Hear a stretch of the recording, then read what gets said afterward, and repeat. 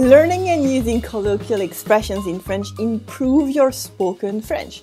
And as you might know, food is very important in the French culture. Today, let's learn colloquial expressions around les fruits, fruits in French. They're pretty fun to use. This is what you will be able to do after watching this lesson. You will know and use 5 new French colloquial expressions to sound French, even to the French. As usual, you can download the full written lesson on comeinfrancaise.com. You just have to leave your first name and email, and you will get the full PDF of the lesson right away. This way you can print it, save it for later, share it with your friends. It's completely up to you and it is free. It's available on comeinfrancaise.com. If you're watching this lesson on YouTube, do not miss out on my free crash course in everyday spoken French. It's completely free as well. It's a 10-day mini course to sound French, even to the French. You'll find the link below the video in the description on YouTube. You just have to leave first name and email again, and you will get access to lesson 1 immediately. Bonjour, c'est Géraldine. Bienvenue sur Comme une Française. C'est parti. Our first expression today about fruits is tomber dans les pommes, a super famous one. Tomber dans les pommes, to fall in the apples, literally. Tomber dans les pommes. This one means to faint or to pass out. Maybe you already know this one. To faint or to pass out. Tomber dans les pommes. Tomber dans les pommes. If you want a synonym in French, you can say s'évanouir, which is the translation for to faint. S'évanouir. For example, how can you use tomber dans les pommes? Le coureur est tombé dans les pommes quelques mètres après la ligne d'arrivée. Le coureur est tombé dans les pommes quelques mètres après la ligne d'arrivée. The runner fainted, passed out a few meters after the finish line for him. If you want to learn more similar expressions, this time about vegetables, don't miss out on my previous lesson, French expressions with vegetables. They're as funny and useful for your everyday spoken French. Our second expression today is couper la poire en deux. Couper la poire en deux. Literally, to cut the pear in two. It means to meet halfway, to compromise. Couper la poire en deux. If you wanted a synonym in French, you could say faire un compromis. Faire un compromis, which is literally to compromise. Faire un compromis. The use or the translation or the synonym of it depend on the situation a lot, because it doesn't have to be just a compromise. It can be money as well. It will really depend on the situation. But the idea is really this compromise and to meet someone halfway. For example, si tu veux, on peut couper la poire en deux et se retrouver pour le goûter vers 16h au parc. Si tu veux, on peut couper la poire en deux et se retrouver pour le goûter vers 16h au parc. If you want, we can compromise and meet up for le goûter, the 4 p.m. snack, at 4 p.m. in the park. Our third expression is a funny one because it's a very weird one. It's mi-figue, mi-raisin. Mi-figue, mi-raisin. The translation doesn't mean anything, but the idea is that you're not really sure. The translation I found in the dictionary is half in earnest, half in jest, which honestly I don't know, but if you go with I'm not really sure, it's much better. So I'm not really sure or you're not really sure, whatever. Mi-figue, mi-raisin is really to be about, I don't know, I haven't decided yet. So in French, if you wanted a synonym for that, you would say bof bof, which is our meh. You see, it's more about the intention and the context rather than just the words.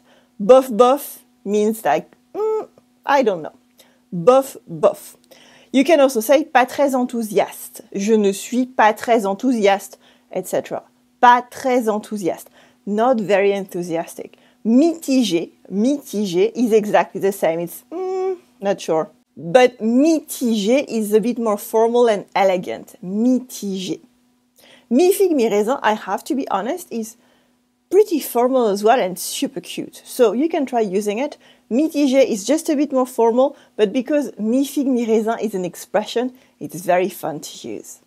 How would you use it? Here's an example. Son accueil était mi-figue, mi-raisin. Je ne suis pas sûre qu'il voulait vraiment me voir aujourd'hui. Son accueil était mi-figue, mi-raisin. Je ne suis pas sûre qu'il voulait vraiment me voir aujourd'hui. His welcoming was not really enthusiastic. I'm not really sure he really wanted to see me today. Être une bonne poire, literally to be a good pear. Être une bonne poire. It means to be too good-natured, to be too nice, to be a bit naive. It is not an insult, it just depends on the context. You can say it about yourself, you can say it about someone else, but it's the idea of someone who is too nice and gets too many requests that they say yes to. Okay, you see the meaning. Être une bonne poire. Again, it is not an insult, okay? It's just a judgment that you can do about yourself or about others. Être une bonne poire. So you could use a synonym such as naïf, which is our French for naive. Naïf for a man, naïve for a woman. Or depending on the context, you can say se faire toujours avoir. Être une bonne poire is the same as se faire toujours avoir. Or être trop gentil, or être trop gentille. To be too nice, okay? So it's this idea of people abusing your niceness, okay? So you say yes too much. For example, j'ai encore accepté d'aider Michel à déménager. Je suis vraiment une bonne poire. J'ai encore accepté d'aider Michel à déménager. Je suis vraiment une bonne poire. So as you can see here, it's a judgment about yourself. You know you're being too nice. I accepted again to help Michel to move. I'm really too nice. That's être une bonne poire. And at last, se prendre une châtaigne. Se prendre une châtaigne, which is almost impossible to guess. Se prendre une châtaigne. Une châtaigne is an electric shock or a punch, depending on the context. For me, I would say it's more of an electric shock, but it can definitely be a punch as well. So the synonym for that is very simple, is s'électrocuter, if we're talking about an electric shock. S'électrocuter is the proper French for se prendre une châtaigne. S'électrocuter. For example, je me suis pris une châtaigne en changeant l'ampoule de ma lampe de chevet. Je me suis pris une châtaigne en changeant l'ampoule de ma lampe de chevet.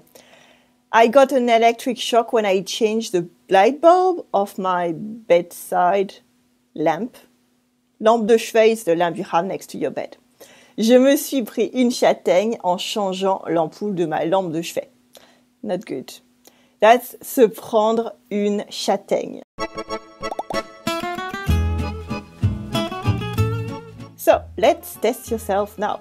How would you say être naïf or être trop gentil? Être naïf or être trop gentil? An expression with fruits. How would you say faire un compromis? Faire un compromis. And at last, how would you say s'évanouir, to faint? S'évanouir with an expression including vegetables. Être naïf ou être trop gentil, c'est être une bonne poire. Être une bonne poire. Faire un compromis, remember we use the same fruit. It's couper la poire en deux. Couper la poire en deux. And at last, s'évanouir is very famous, is tomber dans les pommes. Tomber dans les pommes. Literally to fall in the apples. Yeah, tomber dans les pommes. Et toi? Tell me in the comment area below the video. I would love to hear from you. What's your favorite expression with fruits? What's your favorite expression with fruits? Tell me in French if you're there. For example, you can say mon expression préférée est se prendre une châtaigne parce que j'adore le bricolage. Mon expression préférée est se prendre une châtaigne parce que j'adore le bricolage. So you have to be a bit careful. If you learned a new expression today, I hope you did, Please share this lesson with a Francophile friend. If you're watching this on YouTube, you can put a thumb up. You can subscribe to the channel if you want so you avoid missing any lesson in the future. You can also share this lesson on Twitter, Facebook, by email, by telling your Francophile friends about it, or even better, telling your French class about it. I'm sure other students would love to hear about these expressions with fruits. Sharing my work is the best way to support it, so thank you very much. If you want more spoken French, you can get my 10-day everyday French crash course by going to communefrancaise.com. There you leave your first name and email and you will get access to lesson 1 immediately. It is a 10-day mini course and it is completely free. I wish you une bonne journée, une bonne soirée, une bonne nuit if you're going to bed, and I will see you next Tuesday. Allez, salut!